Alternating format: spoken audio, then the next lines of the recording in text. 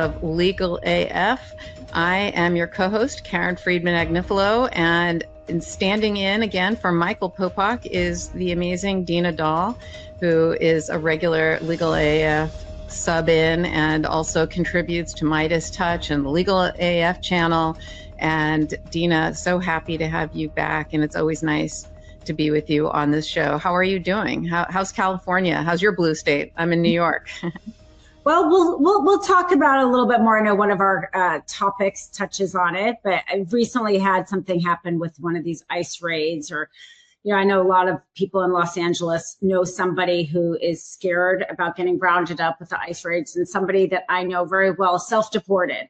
Although I think we need to stop calling it self-deported. He is a refugee. He's an American refugee. He fled because he was afraid of what this government was going to do to him, because we see what they're doing with these Hispanic men, rounding them up, sending them to third world countries or third party countries, putting them in this Alcatraz detention centers. And so my heart is really breaking for him and for so many other people here in Los Angeles who are either afraid that this is going to happen to somebody they love or actually happening to somebody they love. Yeah, it seems like they're enforcing it in blue states more than red states, just to whip up the blue states, right? And really punish the blue states and punish, frankly, the businesses in blue states, because really the businesses, between the tariffs and the deportation of immigrants who are such a part of the fabric of our society and of our economy, it's just crazy to me what's going to happen. And, you know, they can do all they want with the blue states, and, you know, it'll impact things like construction industries, farm industries, things like that. But what are they going to do? Like, California is responsible for so much of the food chain, right? The Central California is most of the fruits and vegetables in this country come from there. And so many employees in that industry are seasonal employees, are immigrants. And I just don't know what's going to happen when either people can't get their food or prices go skyrocketing because of this. So it'll be really interesting to see between these deportations and the tariffs, if the economy, what happens to the economy, and if that will finally be the pressure point that the administration needs to stop doing this, you know, asking for the thing that no one wants. It's just crazy to me. I mean, they're just evil. I can't think of anywhere else. The fact that you would want to have somebody who's been hardworking in this country for years, like the best, he represented the best of what this country is. And for him to feel so unsafe that he couldn't feel like he could stay and go through the legal process, but literally to flee and leave his family behind, it is because this is a hateful, evil administration. And it is for sure going to affect Los Angeles. It already is. Construction is really slowing down. We have the Olympics, we have the Palisades, but this Trump regime doesn't care. AG Bondi is out there already threatening to withhold money because we're a sanctuary city. They're going to blame the raising prices on all sorts of other stuff. But those of us here, the Midas Touch, the legal AFers, we know we're going to keep putting like the fire to the feet, but they're not going to change their stripes no matter what. And unfortunately, yes, he didn't go and try to help DeSantis and Abbott, even though evidently they were the ones who were like clamoring for help. He decided instead to punish us. And it is painful because these are real people and real people's lives are being torn apart. This man left his family to come to this country, never able to see them for years, and had to do it again a second time in his life. Separated now from his children solely because of the hate that is coming out of this Trump regime. Yeah, you make a really good point, because whenever a city is going to have the Olympics, it's not like they just say, okay, here we are. They have to build a huge infrastructure to host and be able to house the Olympics and all the sporting events. And so there is a lot of construction associated with that. And same thing with, as you said, the Palisades fire, right, it just decimated an entire community, hundreds of houses, and all at once, they're all going to need to be rebuilt. And who's going to be doing all that work if you're going to be deporting all the construction workers? So yeah, it's really a challenge and really upsetting, because as you said, it's not just the economy, it's these people's lives and family members, and they're lovely, wonderful people. And it's the opposite of what they promised, right? They said we're going to deport the ones who are criminals, who commit violent crimes. And, you know, that's something I think something that everyone's always done, whether you are a Democrat or a Republican. We've always deported the violent criminals, and certainly no one, I think, is against that, or hopefully not. But the hardworking people who are become our friends, our family members, and employees, it's just really a shame and really sad. And I'm sorry to hear that about your friend. That's really terrible. Let's talk about, there's so much going on in the world of the intersection between law and politics, which is what Legal AF has been all these years, and what we talk about, and what really the Midas Touch Network is about. It's all about the intersection between law and politics. And there's so much we could talk about. Again, as always, there's so many court cases that are going on. There's so many issues that are happening. There's so many people who I have so much respect for, who are really leading the fight to push back against the lawlessness of this administration, right? It's just, they're not just pushing the boundaries of the law, but they're finding every loophole there is and driving a Mack truck through it legally. And by and large, they're losing in the court of law, not in the Supreme Court so much, but only a few tiny little group, a tiny minuscule percentage of cases actually make it to the Supreme Court. When they do go to the Supreme Court, it seems like the Supreme Court is very much giving Trump a lot of leeway.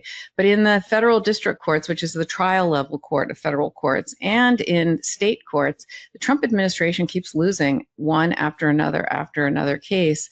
And they're losing in a really huge way, which is great. And even though the Supreme Court will sometimes reverse or allow the Trump administration to do things, it's because it's such a small fraction of the hundreds and thousands of cases that are being brought across this country to fight back. It's worth fighting, because sometimes the Trump administration doesn't appeal.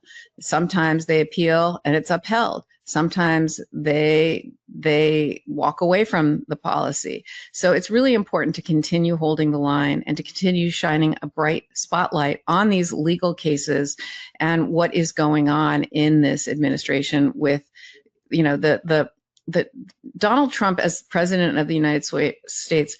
He's required to uphold the laws, right? He takes an oath of office. He has to, the language is take care that the laws are faithfully executed.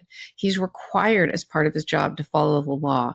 And he doesn't do that. He really doesn't follow any of the norms, especially, but more importantly, it doesn't matter to him what the law is. To him, it's a means to an end, and he looks at the end, he looks at the result first, and then figures out a way to try and drive a truck through it and make it happen. And so the judges are the first line of defense against these actions, and the judges are fighting back and upholding the law. And the founders, when they created this country, the systems of checks and balances, the three branches of government, the judges are the ones who are really holding the line here. And I think it's important that we talk about a lot of the cases that are going on. And I want to start with the Epstein case, right? The Epstein files. When Jeffrey Epstein has been investigated multiple times and was ultimately about to be prosecuted and was prosecuted and arrested, and it was in 2022, and a month after he was arrested and held in jail, he committed suicide. And but that was after a lengthy investigation.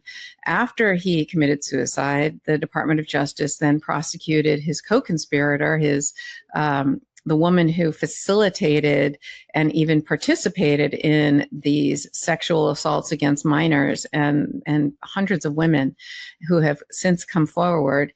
And the Justice Department prosecuted Ghislaine Maxwell, and there was a trial, and she was convicted, and she was serving a 20-year sentence.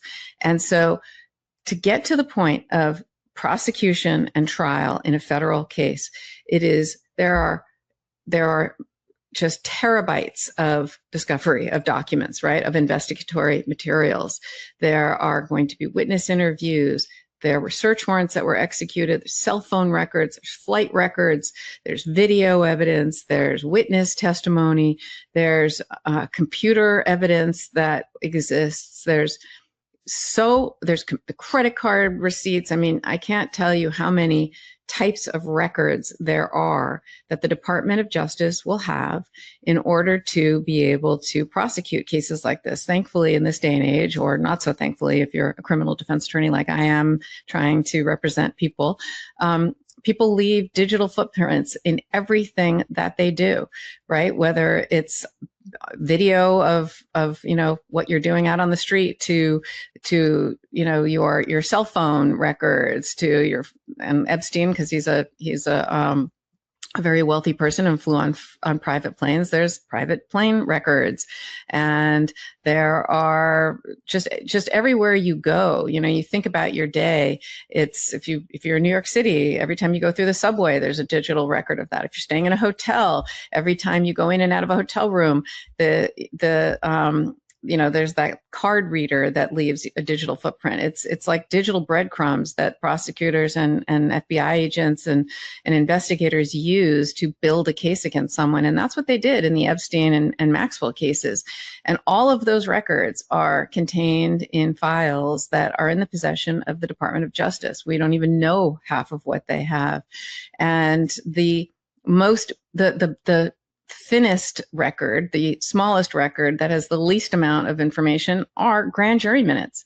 Grand jury minutes by design are just the bare bones probable cause to charge someone with a crime. And federally, what they do, what the prosecutors do, is they go into the grand jury.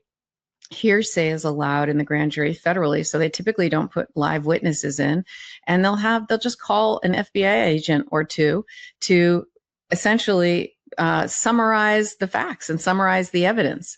And they usually call the FBI agents that they're not going to use at trial, so that they can't be cross-examined based on their grand jury testimony. And therefore, that grand jury testimony doesn't have to be turned over to the defense. So you never really get to see federal grand jury records, but they typically, like I said, don't say anything.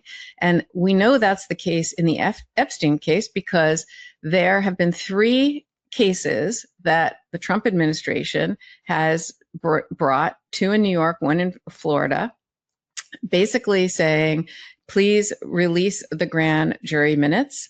I think that the Trump administration is doing that to kind of say, look, we're making an application to release these grand jury minutes because we see that everybody, bipartisan, Democrats, Republicans, everybody is clamoring for the release of these records of this investigation to find out what is in those files. I mean, don't forget, Trump and all of his people surrounding him, including Elon Musk and others, especially leading up to the election, were clamoring for the release of these records and saying, we're going to name names, all of these individuals who were part of this circle of this web of sexual abuse and rape and et cetera, and rapes of children and trafficking. We're going to release all of that because it's not just Epstein alone. It's lots of people, lots of wealthy people, lots of people who we've seen were very close to Jeffrey Epstein, whether it's Prince Andrew, Bill Clinton, Donald Trump, others have all been very close to Jeffrey Epstein. In fact, it's been said that Donald Trump was one of his best friends for many years and flew on his private plane many, many times, including with his children. And so Donald Trump was very much in this, as well as Democrats, Republicans, and other people alike. And Trump and his people were saying, we're going to release these files. And that's been a bipartisan effort to try to do that. And they're the ones in possession of these files, right?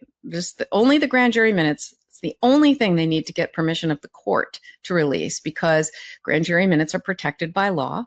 They are secret, and there's a very high threshold you have to meet in order to get those released. And to basically allow the Trump administration to say, to blame the judges for saying, oh, we can't release the Epstein files now because the judges won't let us because we can't meet the standard to release the grand jury minutes, is actually a fallacy, because there's nothing in there.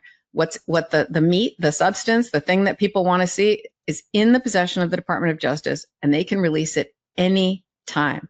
And so we have another federal judge. Why don't you take it from here, Dina, and catch us up to what's happening in the federal courts with these grand jury minutes and what they're saying? So Judge Berman was the latest judge to deny this request. So Trump is 0 for 3. All 3 district judges have denied his request for the release of the grand jury testimony. And as you say, the most important thing is our grand jury testimony, unlike our other court proceedings, is not meant to be public. This is where the prosecution gets an indictment. You have not yet been indicted. We've always had secrecy around it. And so you have to overcome, there has to be like that compelling interest to overcome in order for the prosecution to kind of request this get released.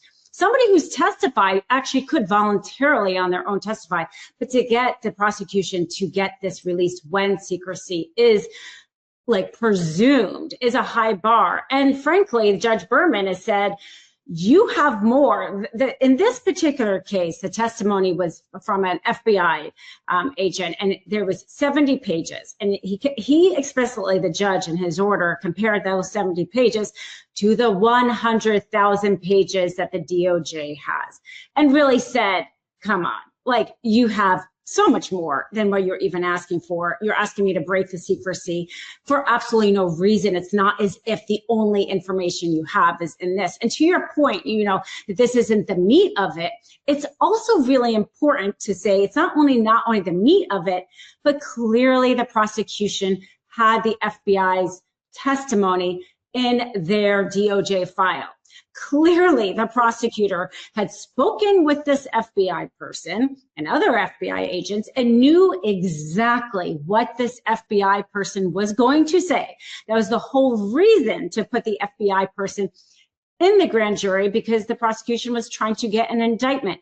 So all of that testimony wasn't like a surprise to the prosecution. It was the whole purpose of putting on that FBI agent, because they already knew what the FBI agent was going to say. So it is in the DOJ files. And that was really why the judge in all 3 cases denied it, because the information can be found elsewhere. It can literally be found in the DOJ's own files, and there is no secrecy, you know, presumption in those DOJ files. The DOJ can do whatever they want with their files. I mean, maybe you have some, you know, you may not want to release like classified information or information about a victim.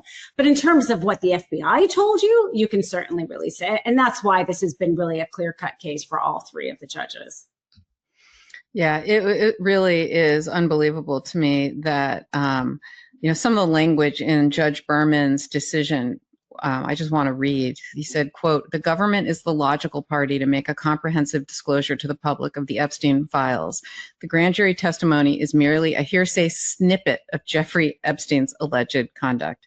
And so, you know, Berman also called out Pam Bondi for essentially reneging on her promises to release the investigatory materials, and basically said that these 70 pages of grand jury materials are a diversion from the scope and breadth of the Epstein files in the government's possession. So, you know, it's really interesting that the judges are basically, they see right through this. All 3 judges basically called out the DOJ, which is unusual.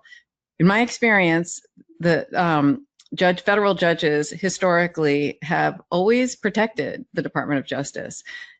Criminal defense attorneys in federal court and civil attorneys in federal court going against the Department of Justice, there's a deference and a presumption of regularity, and you know there's a deference to the Department of Justice and U.S. attorneys' offices, because historically, frankly, they have always been the cream of the crop, the best of the best. You know, you tell the truth, you do things without fear or favor. You know, you're honorable. You're these honorable public servants, and judges have always kind of gone along with that. And the judges here are calling out the Justice Department in ways I've never seen before. They're really skeptical and suspicious of the motives of the Department of Justice attorneys, of what they're saying, and of the administration generally. And what the judges are doing is they're essentially saying, you're not going to put this on me. I see what you're doing, Pam Bondi and Donald Trump. You want to blame the court and say, oh, I would have released everything. It's the court who's not doing it. I'm not going to let you do that to me. This is not about the judges. There's nothing here. You have all the information to release. And so the judges are calling out the administration, and rightfully so, because it is I think totally unprecedented, the way this is all coming about. And we'll see kind of how this plays out. Meanwhile, Congress, okay, there's this other parallel action happening in Congress, where the chairman of the House's Chief Investigative Committee basically is issued subpoenas to the Department of Justice, the oversight, for oversight. This came from Representative James Comer. He's a Republican from Kentucky who issued subpoenas to Pam Bondi after a bipartisan group of representatives essentially teamed up and said, we're going to force the issue. We want these records, and we want them to come, and we want them, I think it was by today, actually. And that was interesting to see what's going to happen. And it sounds like the administration is going to comply. They're not going to meet today's deadline, but on a rolling basis, I think as soon as Friday, they're going to start releasing heavily redacted documents. Some stuff should be redacted. The victims' identities, for example, should be protected. And but let's see if they will actually produce. They said they needed more time because of the volume. Okay, so let's see if they're going to produce this, and let's see if if the committee then releases this information to the public once they receive it, or if they'll cherry pick it. So that's going to be very interesting. The committee has also started to interview, because they've sent subpoenas to former government officials, and the reporting is that on Monday there was a closed-door deposition with Bill Barr, because he was Trump's AG when Epstein died in jail. So we'll see what that all says. Interestingly, the person who was not subpoenaed is Alex Acosta, and if you remember, Alex Acosta was the Florida prosecutor that gave Epstein a sweetheart deal back in 2007, I believe it was. A ridiculous deal, actually, where he got a slap on the wrist, essentially, and then immunity from prosecution forever, and him and his co-conspirators, for future immunity from prosecution. Ghislaine Maxwell is trying to use that language to say I had immunity and appeal her case. And Alex Acosta was then promoted by Trump and made to be, a cabinet member. So, but he didn't receive a subpoena yet, which I find very interesting. So what did you take from what's going on in Congress? What do you think? Do you think they're going to release the stuff? Do you think they're going to get it? Do you think they're going to release it? Okay, I'm sorry, but there's no way that a Republican-led committee is actually doing anything here to truly get transparency. This is just another way of delaying, because as we know, they have 100,000 documents. This is going to be, we're going to get a trickle of documents. We're going to get a lot of, like the most mundane information. And they're hoping that in like 2 years' time, they're still going to be releasing this and everybody will have forgotten about it. The fact that they act as if the Trump committee needs to subpoena the DOJ in order to get this information tells me everything I need to know. Because Trump controls the DOJ, he controls his Republican committee. If they really wanted transparency, they wouldn't need a subpoena. So this is all a dog and pony show.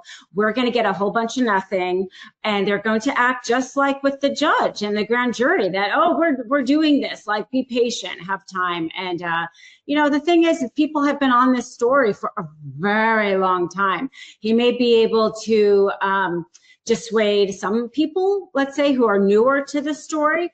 But there's a whole chunk of people, including a whole chunk of MAGA, that this diversion is not going to work. We're going to, of course, hear Midas and Legal AF, call it out as well. But we're not going to get anything from that subpoena. And it was interesting, evidently the Bill Barr testimony, Comer came out and said something completely different than a Democrat on that committee said that Bill Barr said, and the Democrat called for the release of that transcript.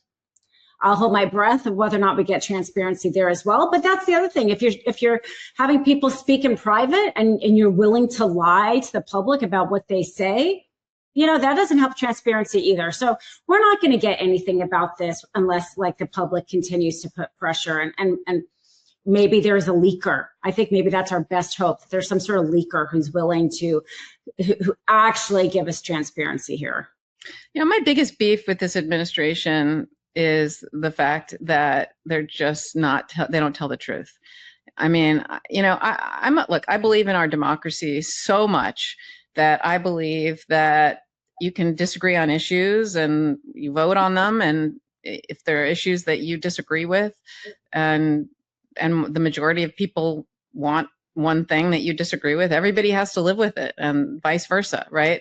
But let's all talk about facts. Let's tell the truth. Let's not live in these alternative realities. And that's the thing that frustrates me the most is, you and I, in preparation for all of these podcasts and all the public speaking that we do, we actually go and do our research. We read the decisions, we read the opinions, we read transcripts.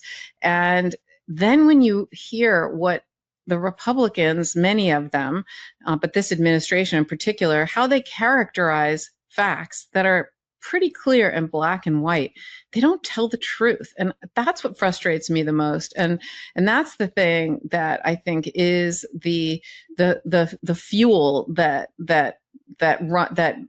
runs the engine of Midas Touch, because we're all about trying to get the truth out, because it just doesn't come out. And that's the thing, like I said, that I get the most frustrated with. It's like, okay, we can disagree, but let's disagree on facts.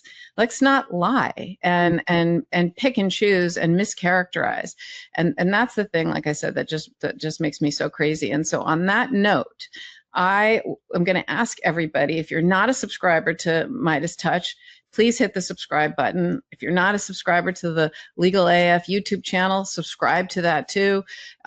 We depend on our listeners and the people who watch and listen and really participate in this community. This is what helps us keep the lights on. And we really appreciate that people support our sponsors who choose us, right? They know what we're about and they choose us. They choose to advertise on this network. And so if you like the products, we test them out ourselves. Some of them have become complete staples in my life that I will never live without, that are amazing. We have really phenomenal sponsors. And so I really just appreciate how much support people give us and that you're helping us, keep this community going. So with that, we're going to take our first ad break. This episode of Legal AF is brought to you by Moinkbox. Did you know 4 companies control over 80% of the U.S. meat industry, and that the largest share of U.S. pork is now controlled by China? These meat giants use mobster-like tactics to crush American family farms, flooding our food supply with sketchy additives and low-quality meat. So what can you do about it? Here's where Moink comes in. Featured on Shark Tank, Moink is standing up for family farms and your food security. Their meat comes from animals raised outdoors, like nature intended. Their farmers get an honest day's pay, and Moink delivers straight to your doorstep at a price you can actually afford. This is real American meat, born, raised, and harvested right here in the USA. Moink is helping save rural America. I love it, and you will too. Join the Moink movement today, support American family farms, and join the, wait for it, Moink movement today at moinkbox.com/legalaf right now and get free bacon for a year. That's 1 year of the best bacon you'll ever taste, but only for a limited time. Spelled M-O-I-N-K. moinkbox.com/legalaf. That's moinkbox.com/legalaf. The weather, it's heating up, and your nighttime bedroom temperature has a huge impact on your sleep quality. If you wake up too hot or too cold, I highly recommend you check out Miracle Made's bed sheets. Miracle Made sheets are inspired by NASA and use silver-infused fabrics that are temperature regulating, so you can sleep at the perfect temperature all night long. Using silver-infused fabrics inspired by NASA, Miracle Made sheets are thermoregulating and designed to keep you at the perfect temperature all night long, no matter the weather, so you get better sleep every night. Miracle sheets are luxuriously comfortable without the high price tag of other luxury brands and feel as nice, if not nicer, than sheets used by some five-star hotels. Stop sleeping on bacteria. Bacteria can clog your pores, causing breakouts and acne. Sleep clean with Miracle. Upgrade your sleep as the weather heats up. Go to trymiracle.com/legalaf to try Miracle Made sheets today.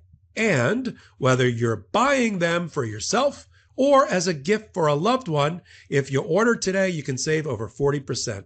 And if you use our promo LegalAF at checkout, you'll get a free 3-piece towel set and save an extra 20%. Miracle is so confident in their product, it's backed with a 30-day money-back guarantee. So if you aren't 100% satisfied, you'll get a full refund.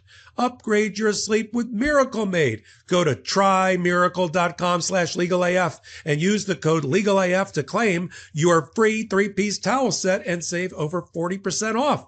Again, that's trymiracle.com/legalaf to treat yourself. Thank you, Miracle Made, for sponsoring this episode. We're back, and thanks for staying with us. We have so much more to talk about. We were just talking about Jeffrey Epstein and how I still hold out hope that this issue is bipartisan. I still hold out hope that both parties care about sexual exploitation of children in particular. And that is something that we should all be in agreement is terrible. And I'm hoping that the Republicans on the congressional committee ultimately, at least some of them, at least one of them, will come forward and help finally shine some light on this issue. Because I do think this is an issue that so many people care about and that really does cut across party lines. So I'm going to keep my optimistic hat on here and hope that they'll do the right thing. But there are some issues that the Republicans that have this weird, in my opinion, obsession with. Mm-hmm. And I know this is not a topic that we're going to cover, but I just want to mention it because I cannot believe what I read today, which is that the Department of Justice has issued subpoenas demanding that hospitals turn over a wide range of sensitive information related to medical care for young transgender patients. And I bring that up because this is the issue that they seem to be obsessed with. Yeah. This is, I don't know what it is. I don't know why they are so against trans people, why it is that your sexual orientation or your gender identity are two things that it's like an obsession with the Republicans. It's something that they care so much about. They've already, that and abortion, right?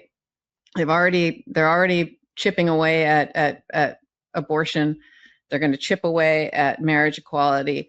But the fact that they are now sending subpoenas to, one of them was to a children's hospital of Philadelphia. They issued over 20 subpoenas, and they were seeking to, quote, hold medical professionals and organizations that mutilated children in the service of warped ideology accountable. That's what they wrote on their subpoenas. Like, that's how they look at this issue.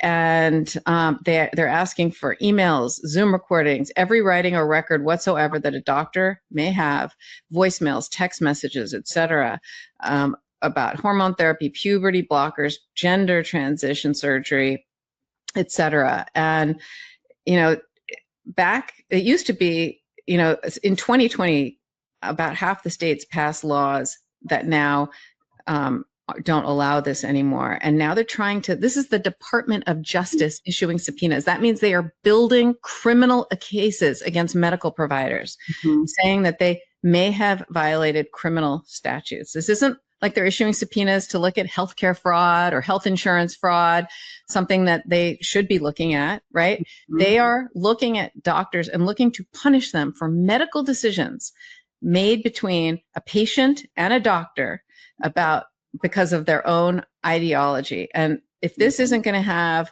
a chilling effect going forward, I mean, I can't imagine the parents of these children who are already struggling. I mean, I can't imagine what it's like to be in a body and have a gender that isn't who you are, mm-hmm. that your body is just different, and that there's a solution. There's medicine that can help you there, and that there are doctors who can help you, and that you can then live in the body that you are meant to live in. You can live the identity that you are. Yeah. And the fact that they are trying to criminalize this is so shocking to me and so appalling to me. I just can't believe it. I just had to mention it. No, I mean, for sure that's going to they want a lawsuit on this. They want to go back to the Supreme Court. The Supreme Court just handed them a huge win this last term on transgender rights, basically allowing all those states to ban transgender medical care, right? They already allowed that. This is this lawsuit waiting to happen. They want to go back to the Supreme Court. They want the Supreme Court to allow this to become criminal for these doctors. And it's because it's a winning political issue for them. I do not believe in any way that they actually care. It's because back 20 years ago, it was a winning issue for them to make it a culture thing of fear mongering around same-sex marriage. And now it's become more acceptable, so they shift. And now it's become about transgender. Because frankly, most people in life have never met somebody who is transitioned. And so it's easy to turn them into an object of fear. And it is what has helped them with this last election. And so they are leaning into it. And Democrats cannot be afraid to talk about this issue. I feel like we are not a party if we're going to throw our transgender children, to the wolves. I know a few people here in Los Angeles who have had to go through this, and it is excruciating as a family. Most children who transition are suicidal, and doctors will talk about this too. It is an excruciating medical decision that should be about the parents and the children and their doctor. And it's sickening that Trump gets involved because he thinks he can win a few votes if you make them the outcast, if you make them the problem. And this lawsuit is for sure trying to just, they're going to run on it, right? The midterms, this is what the DOJ did, and look how great we are. And it's another political point on their side, and it's a way to get back to the Supreme Court to get even more of a wins. And I'm not okay with them doing that to transgender children. And Democrats can't be afraid to talk about it. Yeah, I agree. So let's now pivot to Abrego Garcia, okay, because this is their other big issue, right? The deportation, what we were talking about earlier when we started this, and what's going on with Abrego Garcia. So Abrego Garcia's lawyer are basically they brought a 35-page filing saying that alleging vindictive prosecution, which is very interesting. Selective prosecution, vindictive prosecution, they're similar. And saying that the criminal charges against him that were brought in Nashville are only because they're pissed off that he complained that they mistakenly deported him in the first place.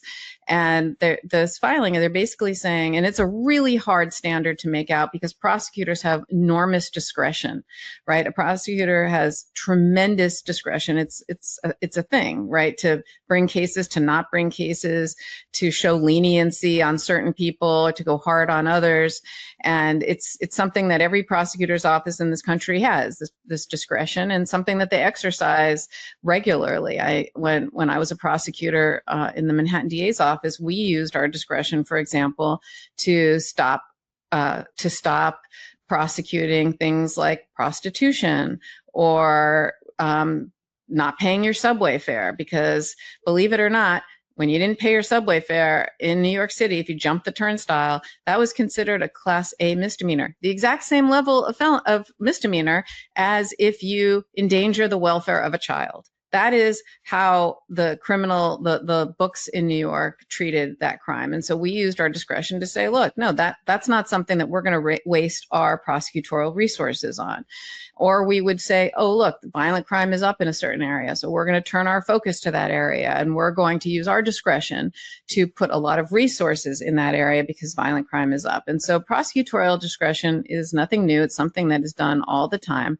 But what's happening and what they're claiming is that this was a vindictive prosecution because, don't forget, Abrego Garcia was married. He was here lawfully. He wasn't a citizen, but he was here lawfully. And he has children here. He works here. And he was mistakenly deported and sent to El Salvador, a country that the immigration court said he didn't have to go. He was allowed to stay here because he was being persecuted down there and his life was in danger there. And so they mistakenly deported him. And it turned into a huge, giant political issue for the Trump administration, right? That went all the way up to the Supreme Court, who actually agreed and said, you have to facilitate his return. It's one of the few times that the Supreme Court did not vote in favor of the Trump administration, said you have to facilitate his return. And they thumbed their nose at it. They basically said, yeah, right. They had a press conference with the president of El Salvador, and they all like yucking it up, laughing, and basically saying, oh, we don't have the authority, or I didn't even ask, and then there was that newspaper article that said the Trump administration must facilitate the return, and someone in the administration took red marker and like crossed out certain words and basically made a joke out of the headline and then posted it online, like as if to kind of say, yeah, right, like we're really going to do this. I mean, they were so egregious about how they're not going to listen, they're not going to facilitate it. But then they had to, and then they got him back, and they were so pissed off about that they had to do it, that they basically did a colonoscopy on Abrego Garcia's life. They found that he had a traffic ticket, essentially, from back in 2022, where he was stopped in a car. He had other migrants or other people in the car. The law enforcement took down the information and then decided not to do anything about it and let him go, right? And they then decided to conduct a criminal investigation into that, and now brought human smuggling charges, which is not trafficking, by the way. So if the administration or anyone tries to say, oh, this is human trafficking, there's a big difference between human trafficking and smuggling. Human smuggling is a crime, but it's not as serious of a crime. It just basically means transporting people who are here illegally, but they want to be transported. It's giving them a ride. It's helping them enter the country. It's moving them around the country. It's basically, you're an Uber driver, essentially. That's very different than human trafficking, which is against someone's will by force, fraud, or coercion, that you're moving them around and bringing them into this country. And so don't let them sort of call it what it's not. It's smuggling if it's anything, and that's what the charges are. But what they said was that basically that they brought this case and manufactured this case just because they were mad that he won essentially in the Supreme Court. And so this is now a case that they're bringing in Maryland, which is where he's from. Maryland. The criminal case is in Tennessee because that's where he was stopped. But in Maryland, there's this civil case going on, and this is where they filed it and said this is a vindictive prosecution. Dina, did you get a chance to look at this filing?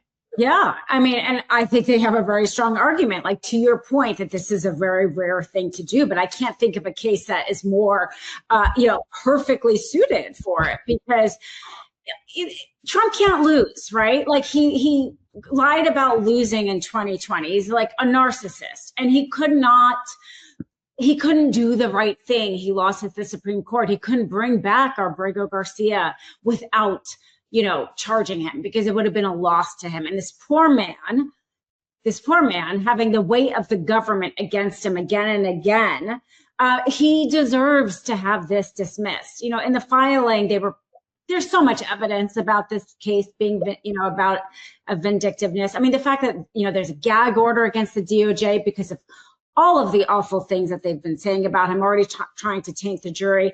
They point out in the filing that Trump himself, of course, was, happy about the fact that the DOJ charged him, saying, quote, it is now a way to show everybody how horrible this guy is, right? That's not about whether or not he actually did the crime, right? But he had to win. He had to say, see, this person was so horrible, I should have deported him. And the filing saying, quote, the unprecedented public pronouncements attacking Mr. Abrego for his successful exercise of constitutional rights by senior cabinet members, leaders of the DOJ, and even the President of the United States make this the rare case where actual vindictiveness is clear from the record. Seriously, this poor man having the President of the United States lie about him repeatedly, obviously calling for this criminal prosecution because he lost, because he had to bring him back. And to the point of this person that I know who fled this country, it's because of this kind of thing. If the law cannot protect Abrego Garcia in this moment, this just amplifies that people are not safe here, even if they're hardworking, even if they pay their taxes, even if they're just trying to go about living their lives.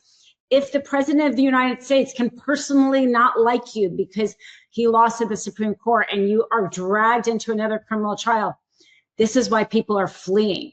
And so this is so important. I thought they did a really good job with that filing, and I think they have a really good shot at winning. And I think it is essential that they win in order for there to be some sort of giving people some sort of hope. People here undocumented, some sort of hope that the law can be on their side, because right now it doesn't seem like it. Yeah.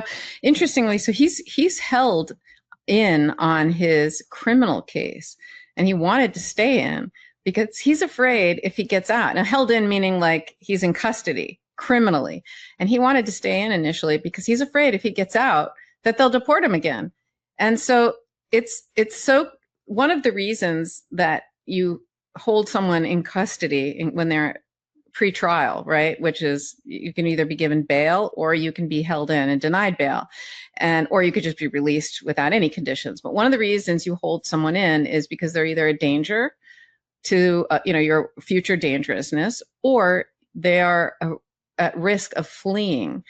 This is the opposite. Okay, he wants to stay. He doesn't want to flee, right? And so he's not at a risk and there's no danger, right? And so they're going to release him, and he's supposed to be released, I think, on Friday, because he doesn't meet the standard of being held in custody. And I think he's afraid of being deported and not prosecuted. And, he asked the court to allow him to return to Maryland from Tennessee as a free man, and be protected against being deported. And, he has to be given, according to Judge Zinnes, at least 3 business days to be able to, if they seek to remove him to a country other than El Salvador, which of course they haven't said which country that's going to be. But that's all he's asking for. He's just asking for, and what people are asking for is due process, right? That just not to be whisked away in the middle of the night, and which is what's been happening to so many individuals, right? They're being sent to countries that they have no connection with, a language that they don't speak. They don't know anyone there. Some of these countries are extremely dangerous, and without any notice and without any due process. And that's all everyone is asking for. No one, I don't know if Abrego Garcia is a good person, a bad person, if he did this crime or didn't do this crime, or what, right? I have no idea. I don't think anyone knows because there's been no trials, right? But what has happened and what they are doing is they're not giving him process. They're not giving him due process, which is what's required by law and in the Constitution of the United States. And that's what I think so many people, myself included, are upset about, because they deported him mistakenly to begin with. And if you gave him due process, that would have never happened in the first place. And just to add to that, even people who are on our soil, but in these detention centers. You know, one, some of them aren't getting due process because they're being denied access to their lawyers. But the reports coming out of that alligator Alcatraz, you know, this cutesy name they gave to this detention center, the suffering in there, because the reality is the bill that was passed and all the money they're going to build these detention centers, they don't need detention centers. You can deport somebody to their own country. You just need enough judges. And they're not putting the money to hire judges in order to facilitate the deportation faster. Instead, they're putting money to detention centers to hold people on this soil while they wait for their due process so they can be abused and suffer. And this, again, is why there are people now who are American refugees who are leaving because they don't want to even go through that process because who knows how long they're going to be in these detention centers. This isn't even if they're trying to, quote, give somebody due process. It's not due process if you're sitting in a detention center waiting for your hearing when you are putting money to build more detention centers instead of paying for more judges. If you want people deported, go ahead and deport them. But that's not what they're doing. They are creating suffering for people in this country who have been working hard here. And that is like the evil out of this administration. Yeah, it's really sad. These are human beings and these are human beings' lives. And in this day and age that they're being treated this way, it's just shocking to me. I can't believe it. And when we come back from our next short break, so come back, stay with us. We have more to talk about. We are going to talk about a related case because the Trump administration, when Judge Zinnes, basically called him out, and the chief of the Maryland bench issued an order saying you can't just deport people in Maryland, you gotta give them due process.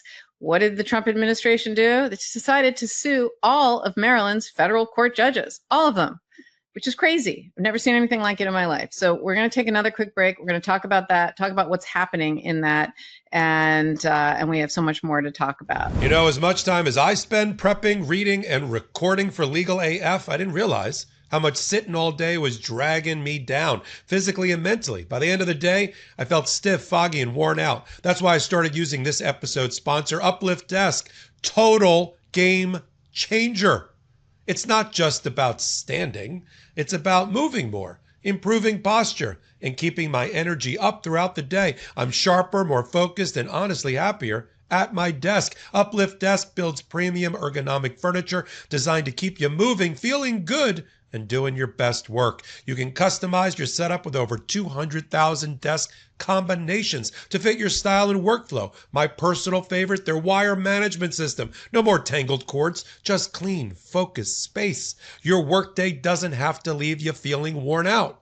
Go to upliftdesk.com/legalaf and use our code LegalAF to get 4 free accessories, free same-day shipping, free returns, and an industry-leading 15-year warranty that covers your entire desk, plus an extra discount off your entire order. That's upliftdesk.com/legalaf for this exclusive offer, only available through our link. Right now, the headlines are chock full of data breaches and regulatory rollbacks, making us all vulnerable. But you can do something about it. Delete Me is here to make it easy, quick, and safe to remove your personal data online. As someone with an active online presence, privacy is really important to me. I keep hearing about data breaches in the news. I just had one happen to me. In a recent Coinbase breach, a hacker got names, addresses, even parts of Social Security and bank account numbers. And guess what? Data brokers scoop that up and sell it. Thankfully, Delete Me helps remove that data from hundreds of those sites, keeping it out of the wrong hands. Delete Me does the hard work of wiping your personal info from data broker websites. You tell them what to delete, and their privacy experts get to work, sending you regular personalized reports. You always know it's been removed. Take control of your data and keep your private life private by signing up for Delete Me. Now at a special discount for our listeners, get 20% off your Delete Me plan when you go to joindeleteme.com/legalaf and use promo code legalaf at checkout. The only way to get 20% off is to go to joindeleteme.com/legalaf and enter code legalaf at checkout. That's joindeleteme.com/legalaf and code legalaf. Okay, we're back. And Dina, let's talk about what's going on in Maryland with these federal judges. So I think there's about 14 judges in the Maryland Federal District Court. That's the trial level of the federal courts. And it is turning out to be this ground zero of this immigration clash between the judges and the Trump administration. And I think it's because of Kilmar Abrego Garcia. He challenged how the administration was removing detainees with no due process, no notice. And so Judge Thomas Cullen is hearing a lawsuit. He's not from Maryland because all of those judges were basically conflicted off the case, because if you sue all 14 or 15 judges in Maryland, however many there are, if you're suing them all, how could they can't listen to the case. So they had to bring him in. He's from Virginia. He's a Trump appointee, which is really interesting. And he's hearing essentially this lawsuit because there's this temporary bar that was issued by the chief judge in Maryland that basically said the administration cannot carry out fast-moving deportations of immigrants, right? That's all he's saying is slow it down. And so there's this temporary bar, and Judge Cullen, who is hearing this case, had a 2-hour hearing, and he criticized the administration's decision to file this lawsuit and is questioning whether this is going to lead to other litigation against federal judges. It's sort of unprecedented. And what I loved about it is they're saying there's judicial immunity. The judges are represented by this very well-known, he's sort of a legend. He's a conservative lawyer, Paul Clement. He was George W. Bush's Solicitor General. He's argued, I think, over 100 cases before the Supreme Court. I mean, really a top-notch, very highly respected Supreme Court litigator, which is a whole other type of litigator, right? It's the top of the top, right? Are the solicitors general and these Supreme Court litigators, and the judges hired Paul Clement and essentially said, that Paul Clement argued that the judges have judicial immunity from lawsuits like this one, and that there's no cause of action here. This is kind of unprecedented, and the judge here seems skeptical. So he's going to rule, I think, by Labor Day. But this is sort of interesting, right? Former judges have come forward and filed amicus briefs on this, and you can't just sue a whole court, right? If you don't like this, do it on a case by case basis. Argue that file an appeal. If you don't like that we said you can't deport someone in the middle of the night, that you have to give them due process, then appeal it. But to just go ahead and try to conflict out an entire sitting bench of judges, I don't think that's going to fly. What do you think? Not at all. And even the Trump appointed judge, he said, quote, "You probably picked up that I don't have a very good poker face," end quote. Completely skeptical of it. The fact is, the order that Trump didn't like happened way back in May 21st. He could have appealed. The Supreme Court probably already would have spoken on it if it ended up going that far up there, because the Supreme Court has been acting relatively fast to appeals such as this. This is all about like a facade. This is a facade. It will take so much longer for Trump. Let's say the lawsuit even works, even though, to your point, to the judicial immunity, it's gonna not even work. But let's say it did. It would take him so much longer than if he had just appealed that order. And that's how you know this isn't actually about him not liking the order. We have a mechanism in place, relatively easy to do it. He wants, his fascist approach is to tear down our justice system, our judiciary. And he does it, by talking about the nationwide injunctions, right? And he talks about these biased judges. And he talks about it with this lawsuit, disparaging, really, that's what it is. He's disparaging an entire court system in the state of Maryland, the president of the United States doing this. This is an attack on our co-equal branches of government. That's all it is.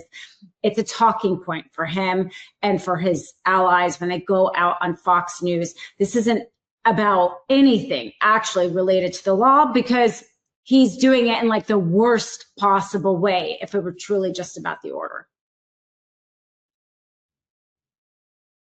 I agree with you completely. It's just unbelievable to me that they're doing this. And, you know, you can't just go after the judges because you don't like them. I mean, I've just never seen anything like this before. So I don't think that's going to go anywhere.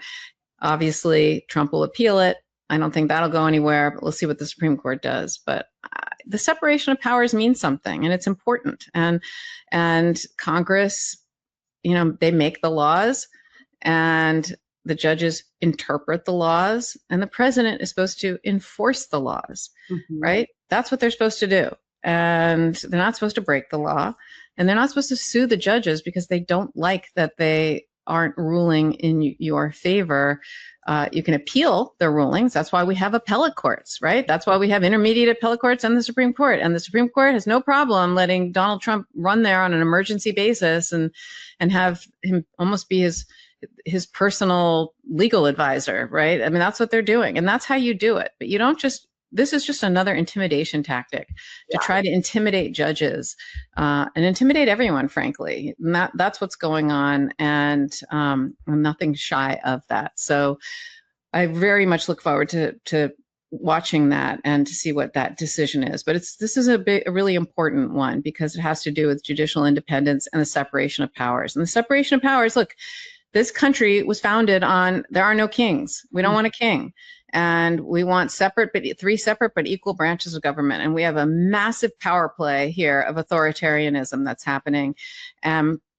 People much smarter than me who are historians and who follow these things can talk about how this is happening in other countries as we speak.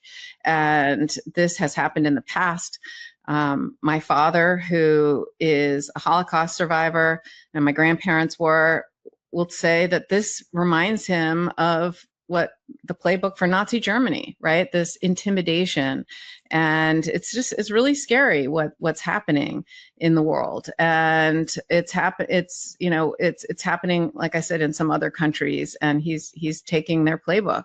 And this brute force intimidation has to be countered, and people have to stay strong. And so to the extent that we can shine a bright light on it, to the extent that we can all stick together, hopefully we can save our democracy and our system of checks and balances. And that's all we're trying to do here. Yeah, and the Supreme Court will side with the justices here. I mean, I think that's a pretty obvious given, because if this lawsuit proceeds, the judges will be deposed, their court records, internal communications could be open to discovery.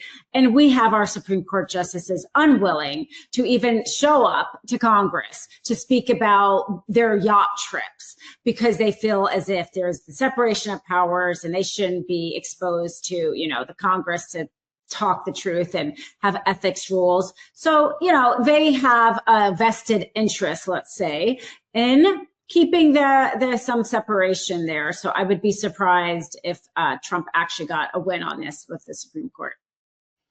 Yeah, I'd be surprised as well, but we'll see. To be determined. Mm-hmm. So I want to pivot now to our final issue, which is Alina Habba, who is the acting United States attorney in the District of New Jersey, which is in complete chaos right now, the entire District of New Jersey, because Alina Habba, who has no prosecution experience, who has never been in law enforcement or a prosecutor, and everybody agrees is unqualified to be the United States attorney in that office, in exchange for being Donald Trump's personal lawyer, who she lost so many cases, right? She was the lawyer on the civil fraud case and so many of his other cases, but she was his spokesperson. In exchange, he put her in as the United States attorney, and there's an expiration date on that, right? You can hold that type of job for as an interim. You can be appointed for 120 days, but within that time period, you have to nominate them, and they then go before the Senate, and you get they have hearings, and you get confirmed. And the two New Jersey senators, who are Democrats, did not nominate her, and that's how it works. Is they have to be the ones to nominate, or to put. I'm sorry, Trump nominated her, but they have to be the ones to kind of put her before the Senate, and they didn't. And so her term expired. There's another way that you can become United States Attorney, which is the judges, the district court judges can vote essentially and confirm someone and put them in the place. And Alina Habba's number two, her chief assistant, was somebody who actually had prosecution experience, was a highly respected prosecutor. Her name was Desiree Grace. She is a Republican, but she is competent and she's good. And so Alina Habba, I think, knowing that she doesn't know anything about prosecution, had to have a really smart, good number two to actually do the work and run the office. The judges, the district court judges in New Jersey, didn't vote Alina Habba in. They voted Desiree Grace as the United States Attorney because she's actually qualified. They weren't trying to be partisan, right? They didn't try to put in a Democrat. They didn't try to put in a political appointee, because the prosecutor, right? All prosecutors and anyone who's taking away people's liberties, which is what a prosecutor does, you prosecute crimes, can't be partisan. It can't be political. You can have a certain political opinion, but that has to go out the door when you go to work and you're looking at whether to prosecute someone. You have to prosecute them, as we always say, without fear or favor. And politics has no place in the criminal justice system ever. It's supposed to be, justice is supposed to be blind. And so the judges thought she's qualified, she's great. We're not going to use this as a political position. We're going to give you someone that you liked, that you appointed, that you put in the position, but who's actually qualified, because Alina Habba is not. And what did Trump do? He fired her. He fired her. She's no longer a federal prosecutor, which is such a shame, and for her career, but also ridiculous. And then he made Alina Habba an acting United States Attorney as opposed to the interim United States Attorney. I might have gotten those terms mixed up. I can't. I'm so confused. But he basically is trying to shoehorn her in as the acting United States Attorney.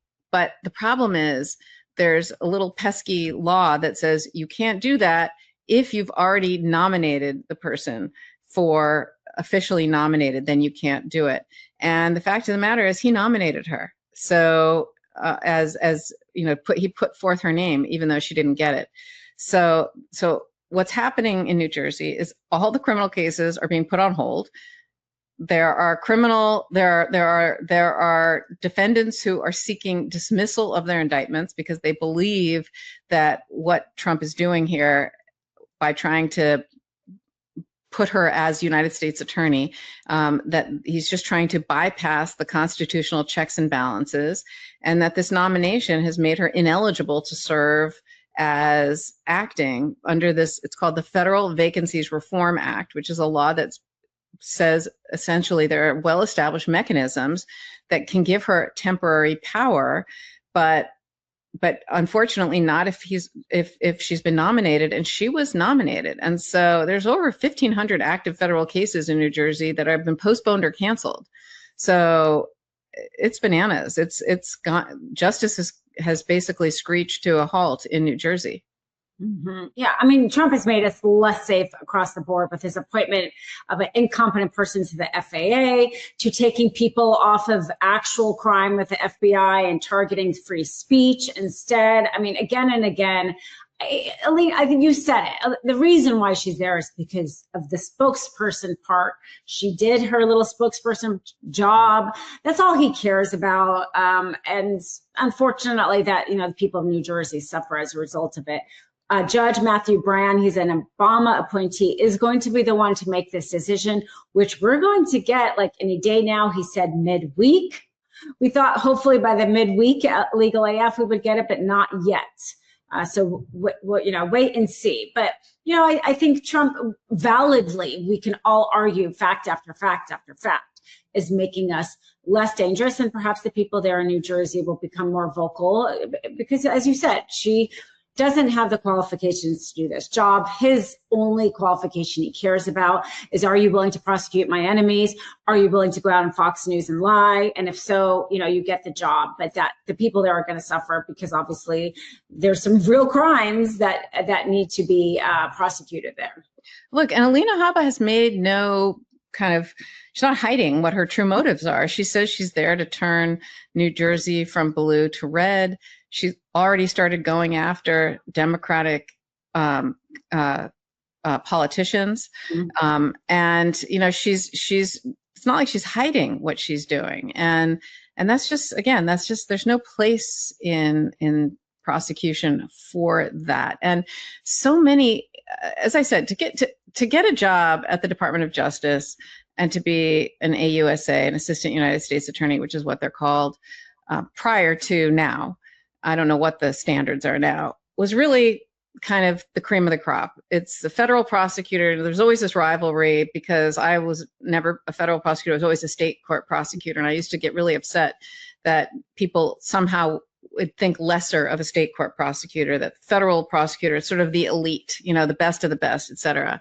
I never tried to be a federal prosecutor and never wanted to. I liked being in state court, but there was always this kind of rivalry, right? Because they are that good, and they are excellent, and they're really smart and great lawyers. And he's firing some of the best ones, or they're leaving. And it's such a shame. I mean, in addition to losing, it's like a big brain drain, of knowledge and experience and information, and it's just judgment. These are great lawyers who are leaving in droves or being fired. And I think Desiree Grace is one of them. By all accounts, I don't know her, but by all accounts, she was excellent.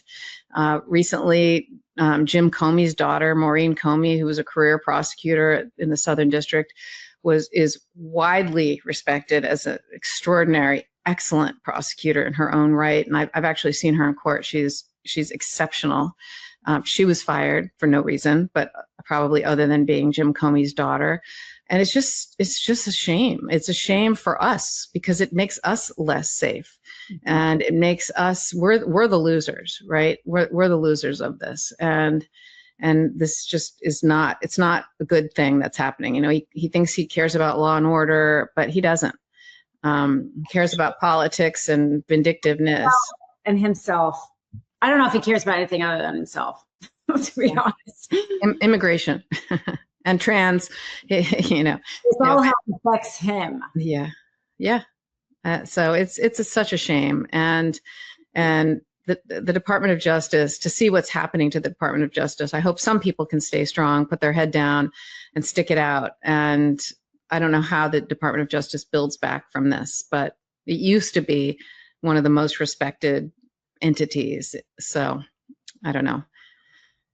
I think if they, my hat's off to the DOJ lawyers, especially the civil rights divisions, who are stepping down rather than being willing to go to court and prosecute somebody, try to denaturalize somebody for their speech, despite Pam Bondi's DOJ letter, or commit some sort of fraud to the court, because we need ethical lawyers who are not willing to do Trump's bidding. But to your point, I mean, there's some real crimes that will not get prosecuted if they don't have the manpower or if they don't have competent people. So this is going to be a tough few years. It is going to be a tough few years. So anyway, Dina, we have reached the end of another midweek episode of Legal AF. I'm always so thrilled to have you. I miss Popok, but life gets in the way sometimes, but for both of us. So the fact that you're always so willing and able to step in is just wonderful. I love hanging out with you on a Wednesday and seeing you. And really, thank you to all the people who spend Wednesdays with us and every day with us on the Midas Touch Network, on the Legal AF YouTube channel, and the Legal AF Substack, and all the places that you can get information wherever you want to get your news and information. The fact that you also choose Legal AF and the Midas Touch network is just something we cannot emphasize how much we appreciate it and how honored we are to be a part of this amazing,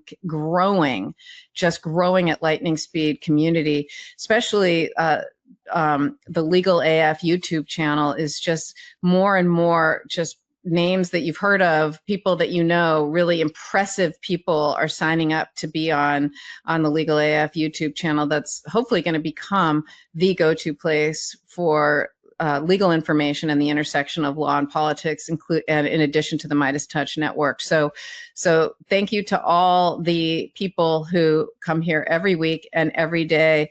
We love you, and we cherish to be a part of your community. Dina, so great to see you, and we'll see you again soon. Yeah, great to see you too. And yes, I mean, times are tough, and I'm glad that this community makes us hopefully all feel a little bit less alone and like a glimmer of hope that all is not lost, because it's going to be a tough fight forward, but we need the numbers. So I'm glad to see we're growing and getting the message out and getting the truth out, as you say. And I still have a lot of hope. I have a ton of hope. I don't think democracy might be fragile-ish, the way they say, but in the end, I think people are going to have enough. And this country is a strong country. It's an amazing country with wonderful, amazing people. And in the end, I have hope and optimism that there's going to be a massive course correction, that this is just something we're going through. It's a difficult time, but we'll be back, and we'll be back stronger than ever. And I can already see it happening. I can already feel the change and the difference. And I think part of it is because people are starting to really get informed and start to get information themselves and make decisions themselves. And people will see what's going on for what it is. And so I know we're going to be okay, and we'll be back and stronger and better than ever. So with that, I will bid you adieu, and we'll see you next week.